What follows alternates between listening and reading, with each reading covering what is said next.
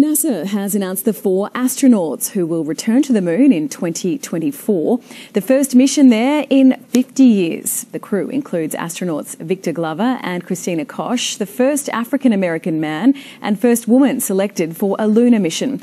They'll pilot a capsule around the moon, paving the way for a future landing. Oh, how exciting for all the space nuts out there who love space and believe in space exploration. This is fantastic news. Apparently, they've managed to, even though Don Pettit said it was too hard to build back the technology, they had it in 1969. All through the 60s and 70s they had it, and they lost it. Well, apparently they got it back now. Well, one of the key things that NASA said they couldn't get through in about 2012 was they couldn't get through the Van Allen belt. Now, they could get through it in 69. I think that's what Don was saying. Well, now they can get through it now. Because they sent the first probe, this is Artemis 2, is going to have people on it. They're not actually going to land on the moon. Like, that technology might still be, they're working on that. They might not have built that back. But they've got the technology to go and do a fly past. And this feel-good story just keeps getting better and better because they're ticking all the diversity boxes. Look, we've got our first woman moon astronaut. We've got the black guy. It's going. I like the fanfare with which they announced on all this. All they do is a fist pumping. I mean, they haven't been yet. Looks like they're already celebrating.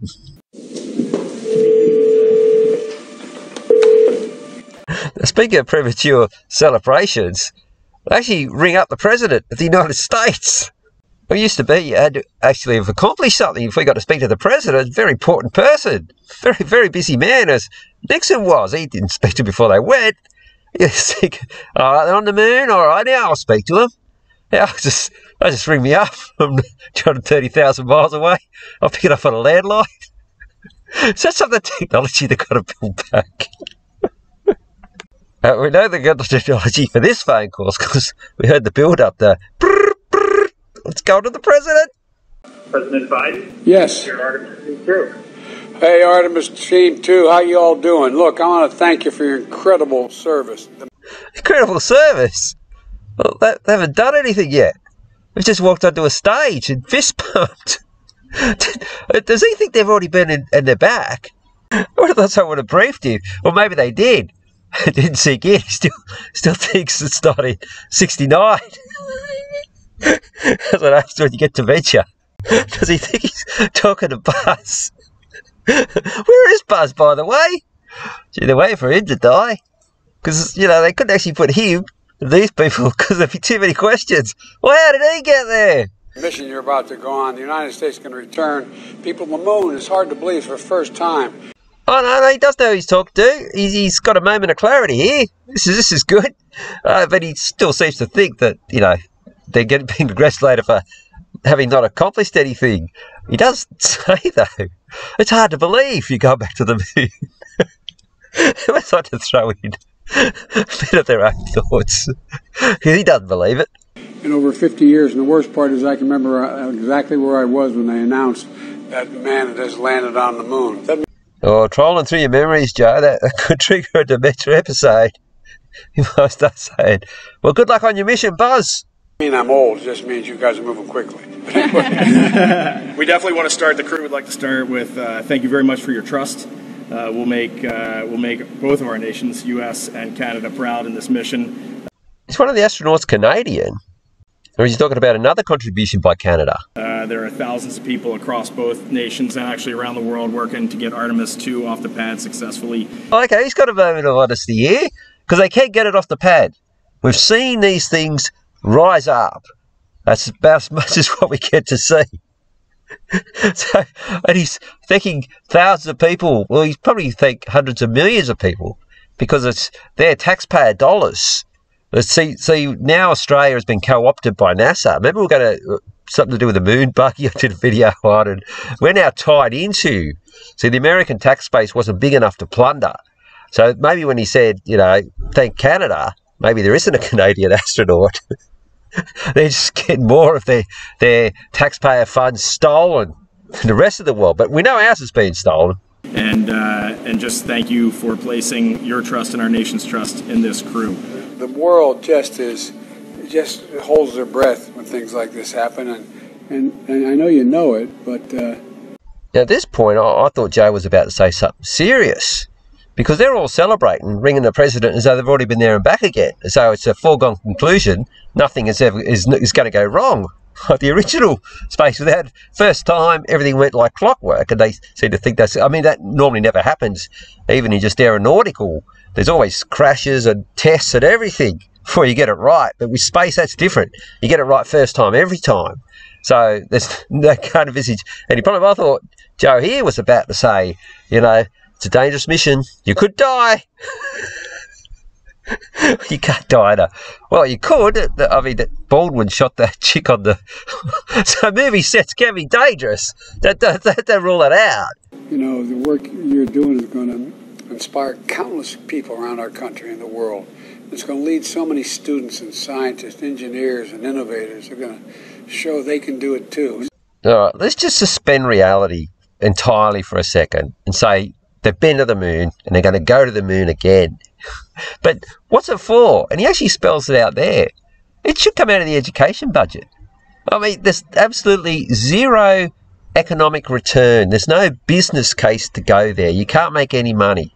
This is purely public service extravagance, many times the education budget spent on an experiment. Like, instead of just being in a classroom with a couple of beakers, however much that might cost, around the nations of the world, they're pretending that they go. No, sorry, we're suspending reality. That they're setting these ships up with people in them to do experiments. By the way, I know there's a lot of kids among all of you.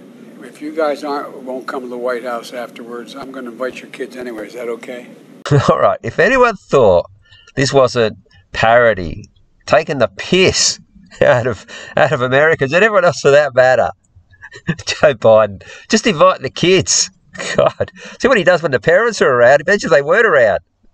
I just jumped forward. Biden was just talking about, the kids visiting, and I just, didn't want this video to descend into distastefulness. Thank you very much, and we look forward to shaking your hand in D.C. at the nearest opportunity.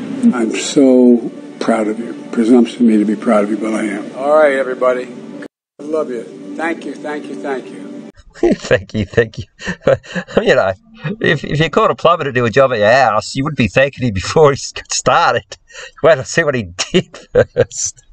NASA has this morning unveiled the new spacesuit that will be part of the agency's Artemis program to send humans back to the moon. This is a follow-up video that came straight on after the first one about the when they're on the stage, and it's about the suit. Now, there's a few things about this little story on the Today Show that I find very disturbing. Wow. The suits are designed to provide greater flexibility and protection from the harsh lunar environment. The harsh lunar environment. In a somewhat suspicious tone, it begins. It's doing a stretch. Okay, this is my main problem with space news. Yeah. Most of it, they're not doing anything. It's Fantasyland stuff. Now, this is a massive problem. This is unprecedented. You can see what they've done there. They've actually just outright, in words, told the truth. Forget the insinuations. They've got a lot of double entendres going, but they just spoke the truth. And they've never done that before. And it's very, very sinister. I'll get to that later on. Bring me pictures of rocks or gas. There's plenty of that at home. Take me up there and show it to me. So you see what they're doing here? You see how sneaky this is? So they showed the first clip before this one for the manufacturer consent. Yes, they're going to go. Well, no, they can't. We're all serious. We've got your implied consent to steal all your money. Right. So they've done that. This is the follow-up. Now, there's a reason why they're doing this. See how they're all laughing? And here's some of that statement she just made. Take me up and show me. Now, those sort of comments only ever came from, say, Jeranism, Bart Zabrell, to a lesser extent my channel, and anyone that's calling this out as a hoax. Well, show us the proof. Take us up. That's the sort. Now, they're saying it. So you can see what they're doing. They're trying to claim our space. Our not space, but where we operate in. Standing there, he's not doing anything. Actually, he's doing a lunar pole dance. Yeah, I was going to say, it seems like he's got the moves, though. It's very sexy, that stuff. Is it? Look at that. Ooh. and now pick up a fake piece of rock. All right, that's it. Case closed. This is a Juranism video. This is, you know, I'm picking up the fake rock and everyone's laughing. That's what they're putting out there now. Okay, and stand back up. They're cool outfits, though. They are cool. Again, Juranism. In fact, one of his recent videos, say in the last 1 or 2 months, and he was talking about how the suits, because he showed, you know, the 1960s and 70s vision, and he showed the moon buggy was like I was doing. He's funny. And so we could laugh at that too. Actually, if they do the moon buggy, that will really piss me off. That's a space they can't go into. Well, I'll be objecting to. I'll be writing letters if that's what they try to do. But he was taking a piss out of the spacesuits, saying how can, you know, in 240 degree whatever temperature it was, how do they know it was going to be that before they got there? It's just fantastic. And that's what they're doing now. Now, they're moving into our territory with clips like this for a couple of reasons. The first obvious one is they want to let people know, hey, listen, we don't actually believe the news stories that come from our channel. Like, this is sort of a post, give the news story. Now we're having a bit of it. We're just letting you know we don't actually believe it. Like, nobody does. But we still want to have those other stories for the manufacturer consent to steal your money. We want it both ways. We want to steal your money, and of which we get large parts of. They also want to say at the same time, look, we don't believe it, to keep their personal credibility. Now, the second reason they're doing it is they're trying to capture views, because everyone's dropping off these dinosaur, tired old media TV stations, because nobody will watch something that's not entertaining, and they're not entertaining. And also, no one wants to hear a bunch of lies. You get a group of people around and someone's telling a story. If there's any hint, you know, a contradiction, hang on, this is bullshit, everyone drops off straight away. Everyone just like stops listening. So what they've done as a contingency is they've started to tell the truth, while at the same time, you know, as I said, the duplicitousness of also telling the lie, but they're telling the truth and they're stealing, not just our tax money, but they're stealing the presentation style of guys like Juranism. That's what they're doing. So these media organisations, they're essentially part of the government now. There's not enough industry in Western nations to support advertising revenue for these massive media with all of their the remuneration, the disproportionate that these presenters get. There's just not enough advertising revenue. So what the government does is, especially during COVID, they gave them a lot of grants, but they'll also just run a heap of ads that they don't really need to run, you know, sunblock ads or whatever, that, you know, for information for the people, because they need to keep them there, as I mentioned before, in place, because if they drop off, they can't get their manufacturer consent from my channel or anyone else's channel in Australia, the Truthers, or Juranism, so they need these liars there. That video of Biden in the phone call with the Artemis astronauts, that was actually on his POTUS Twitter account. Now, thanks to Elon Musk, there's always a few questions about what's going on there, but at least these types of tweets now don't get deleted, and this is in response to the POTUS. Diane Amesy doesn't believe anyone's ever left the atmosphere. I want to know why Canada got a mention. Well, Ed, if you're in Canada, or anywhere really, Canada in particular, you'll be paying for this. And Nucken's not a fan of Biden. Rich E's onto it. Remember, these are responses to Biden. I don't know if he's reading these. Granny Taxi calls it out. I like that one. It did ask a great question. I mean, if we could land on the moon, why are we only cruising around it? He says, yeah, we never landed on the moon. No way in hell that happened. All right, Emily's not pulling any punches. I think she's replying to ME, someone else who might have thought that this was legit. One of the very few. Now, something else jumped out at me while I was reading these tweets. It's clear that we know they didn't go, and they know we know they didn't go, but they still want manufacturer consent. And I'll just come back to this video by Channel 9. Take me up there and show it to me. And these hacks, they're reading a script, but they're letting you know that they know that we didn't go. So in effect, I'll just get back to this manufacturer consent. So in the past, they said just a normal story. Yeah, we've gone to the moon. Here's Neil Armstrong. Here's Buzz. Got your manufacturer consent. You've paid for it. We've got your dough.